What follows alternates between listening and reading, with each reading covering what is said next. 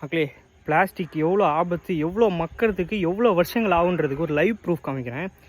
இப்போ நான் ஒரு கன்று நடுறதுக்கு இங்கே பள்ளம் நோண்டிட்டு இருக்கேன் கழனியில். அதுக்குள்ளே ஒரு பிஸ்கெட் பாக்கெட் கவர் இருக்குது. ஓகேங்களா, உங்களுக்கு காமிக்கிறேன் பாருங்கள். மக்களே இங்கே பாருங்கள். ஆமாம், 1/8/2011 வந்து மேனுஃபேக்சரிங் பண்ணது மில்க் பிஸ்கெட்னு நினைக்கிறேன். இப்போ இந்த பள்ளத்துக்குள்ளேருந்து எடுத்திருக்கேன். இன்னுமே மக்களே கொஞ்சம் கூட 2011 இப்போ 2026 நடக்குது.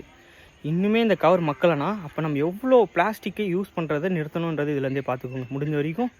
ஏன்னா இந்த கிராமங்களில் இந்த மாதிரி சாப்பிட்டு சின்ன பசங்களாம் தூக்கி போட்டுறாங்க. அது அப்படியே காற்றுல பறந்து வந்து பூமி கடியில் போய்ட்டு இந்த மாதிரி லேண்டெல்லாம் போயிடுது. இது மட்டும் இல்லை, பாட்டெல்லாம் கிடக்குது. இது மாதிரி இந்த சரக்கு அடிச்சுட்டு போகிறவங்களாம் பாட்டெல்லாம் எடுத்து போட்டுறாங்க. இப்போது வரப்போகிற இருக்கிறதால தோண்டும் போது இந்த மாதிரி பிளாஸ்டிக் கவர் நிறையா பாட்டெல்லாம் கிடைக்குது. முடிஞ்ச வரைக்கும் இதை கொஞ்சம் அவாய்ட் பண்ணுங்கள். உங்கள் பசங்களுக்குலாம் சொல்லி தராங்க, பிளாஸ்டிக் கவரை டஸ்ட்பினில் போடுங்க, அது கரெக்டான இடத்துல யூஸ் பண்ணுங்கள், அதிகம் பிளாஸ்டிக் யூஸ் பண்ணாதீங்கிறத சொல்லிக் கொடுங்க தயவு செய்து. ஏன்னா இது ரொம்ப ஃப்யூச்சரில் போக அப்புறம் பூமி கடியில் தோணுனா எப்படி அப்புறம் நிலத்தடி நீர் கீழே போகும் சொல்லுங்கள் பார்க்கும். எவ்வளோ தண்ணி வந்தாலும் பூமி கடியில் போகாது, பிளாஸ்டிக்லேயே நின்றுக்கும்.